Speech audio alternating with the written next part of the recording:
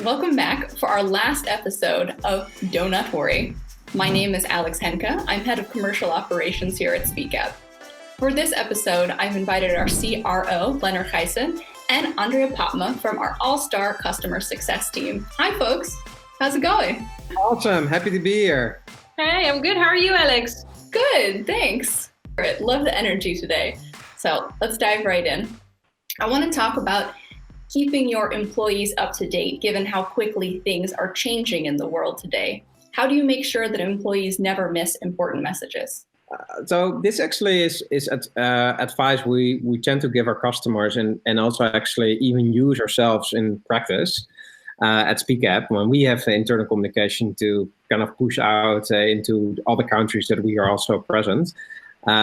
I tend to think about three things in general when I have something to communicate. First of all, I think about the frequency. So let's just simply not pretend that when I have something to communicate and I communicate it, that you will actually read it. We all know that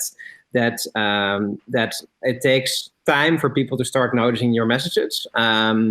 And also, even in these times, there's a lot of things going on at employees or kind of affect employees, so to say. So we tend to think about, okay, make sure when you have something to communicate it with a certain frequency. Don't communicate it once. Then secondly, I worry quite a lot about the relevancy. So how do I make sure that our teams really like that I'm giving them the message that they want. Of course, I'm communicating something from this case from the top into the company, and I see customers doing the same. And sometimes what an employee needs is not necessarily what you need. So you need to find the sweet spot between being relevant to that one employee or that group of employees, as well as what you're trying to achieve with your message. So I think that's the second thing, and a lot of our customers get that really get that right, but a lot of our customers also still had to really train on how to get that element right in your message. Then the third thing, is I think the channel where you communicate. So by channel, I really mean you have to create deep understanding of where your employees are and what their preferred way of communication is. Speakap, for instance, we're an employee app. Having said that, we're also just a tool. So luckily enough, most of the employees of our customers are in our tool, but there are also still channels next to Speakap that where you also might want to communicate to increase the frequency of your message. And I think that is something that a lot of internal communication teams, for instance, and HR teams can still do better. And one of the best things that I've seen, for instance, is that literally customers who have said, okay, I'm going to shadow and frontline team. I'm going to really be with a team on the ground. Even during COVID, I'm going to be with a team on the ground to understand what they are going through and to understand how we can do better as a head office in our communication flow. So those three factors I would really consider, meaning relevancy, frequency, and the channel where you communicate. Yeah, I think also tapping into that could also mean that the message that you want to send to your employees, that same message might be translated into different messages depending on the employee groups that you have. I think the perfect example is sometimes internal comms people will have a press release send out in their external communication strategy, and then that exact press release will then also be sent out within the organization, where clearly the wording, the messaging, the relevancy is missing completely for your employee base. So take that into account, take the relevancy, as you mentioned, Lennart, into account. And that could literally mean that the same message will be translated into different wording and even be translated into different channels, because your one team might use an employee app like Speakap, whereas you might have a specific department that's using other channels or narrowcasting or what have you. So just realize that not every employee is the same, and that depending on the different employee groups that you have within your organization, you need to adapt your internal comm strategy. Great food for thought. And speaking of important messages, what about motivating a CEO to take on communication tasks when maybe they don't think those tasks are so important? Yeah, that is a great question. Lennart, you're in our management team. How do you feel about this topic? Thanks. Thanks for making my life easier in this series. Very smart. This is a really good question, actually, because indeed I can answer them even with my my own experience in mind. But I can even also I think there's literally no customer engagement that we do where this does not come up. Right? So yeah. So I think how I tend to think about it. First of all, yes, guys. C-level and execs are just like any other human. We also go to the toilet. So I think this is one of the things that we should never forget, no matter how small or big your company is. That also means that I think what works for one CEO does not work for another CEO or COO or execs in general. So what I would do in these cases, I would really think about what type of CEOs what type of CEO are you dealing with? And I think one of the key things here is that I've seen throughout the years different types of CEOs. So first, and so if I would kind of categorize them, I think the first type of CEO that we also often deal with is like the type of CEO that loves to be in the spotlight because they love to kind of spread the news, make sure that people are on the same page, and no matter where they work. However, they also have a lot of on their plate. So the time is really a problem. So they are really kind of crunched for time. And this is where you can come in as an internal communication or HR team. This is really where you can make an impact. I also do think there are other kind of personalities, other types of CEOs. I'm pretty sure Andrea wants to chip in there as well. So. Yeah. I think you can distinguish the first type of CEO that you just described, who sees the value of internal communication, but is just simply too pressed for time to actually make it work. In that case, you could think about, like you said, Lennart, how can I make your life easier? What can I do to facilitate you being able to write something to our employee base? Perhaps as an internal comms person, you could ghostwrite or brainstorm on certain topics with the team that you think the CEO should take on, and then just have the CEO choose of a short list of topics that he or she could discuss. The second type would be the CEO that doesn't like to be in the spotlight that much, that prefers to be a little bit more in the background. Obviously, in that case, your approach would have to be slightly different. You would have to find out what makes your CEO tick in that case.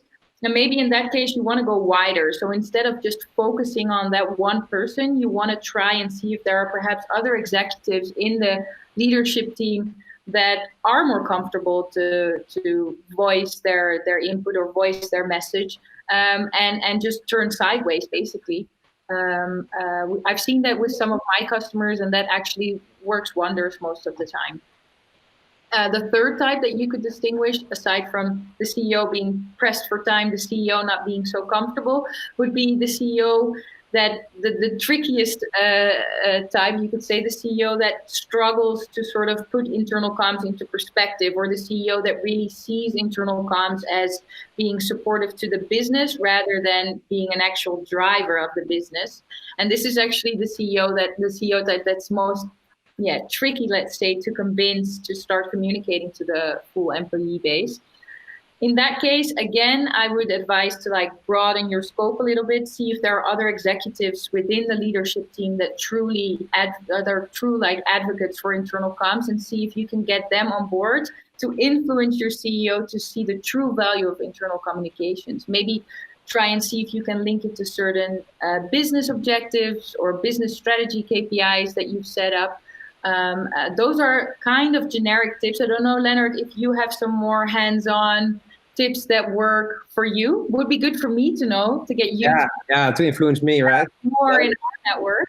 Yeah, no, I think so. I think one of the things that I've done myself in the past, actually, before coming at Speak Up, is I think the one of the hacks you could try it, actually figure out what the exec that you have to deal with, what that person, what are the companies that they admire, and if you're then clever, for instance, they love a certain company who is really good in internal communication in general, and that also is as good that you also admire that same company, then I would say, well, if you know that they're a fan of a certain company or a certain individual in a company, then I would say, well, then we should have to sit down with your CEO or your exec and have a very informal discussion and say, well, did you know that this company you admire, they also do this really well? So use their kind of like admiration for other brands, use it in your favor. Yeah, and also try to add on to that, also try and show the potential impact that a CEO can have on participating in internal comms.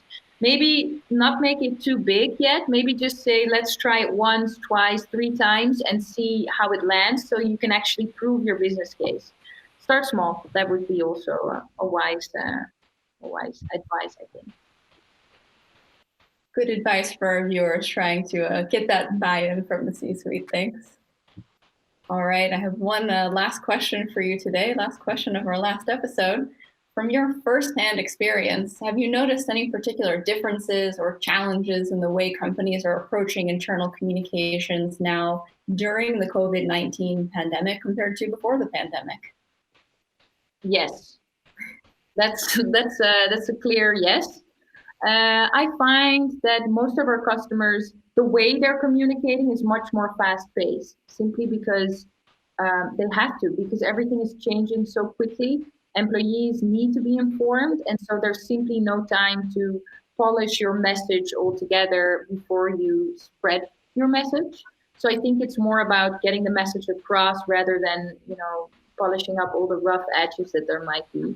And I think a good example of that within Speakap itself is that our head of HR, actually, whenever there was a new press conference introducing new measures, she would immediately communicate to everyone within Speakap, hey guys, I will make sure that there is an update on how this affects us as a company and us as a business. I will make sure to inform you before tomorrow, 3:00. Just managing expectations instantly.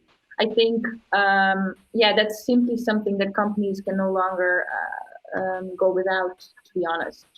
And I think, as weird as it may sound, this pandemic also proves that internal communications is extremely important within companies.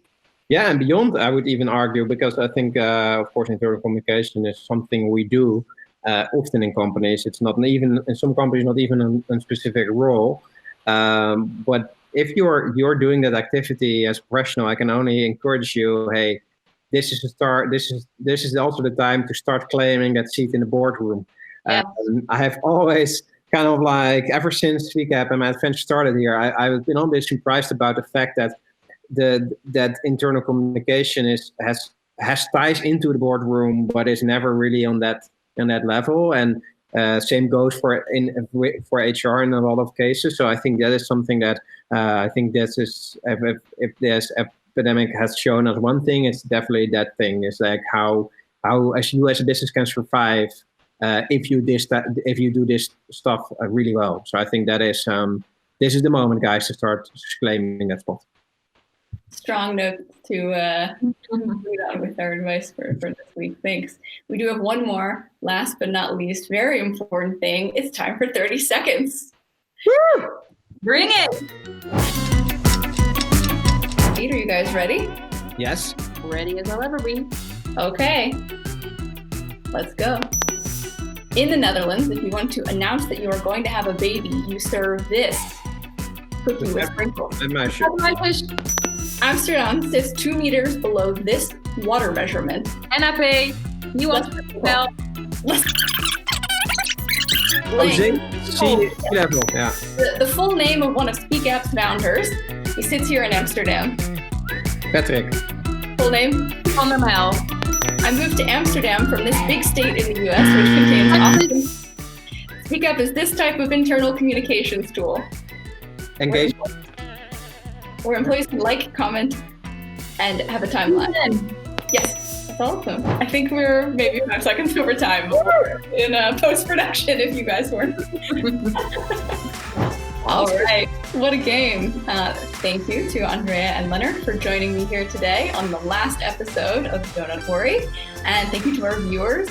While this may be the last episode, you can still subscribe to stay up to date with our future video content. So take care and tot ziens.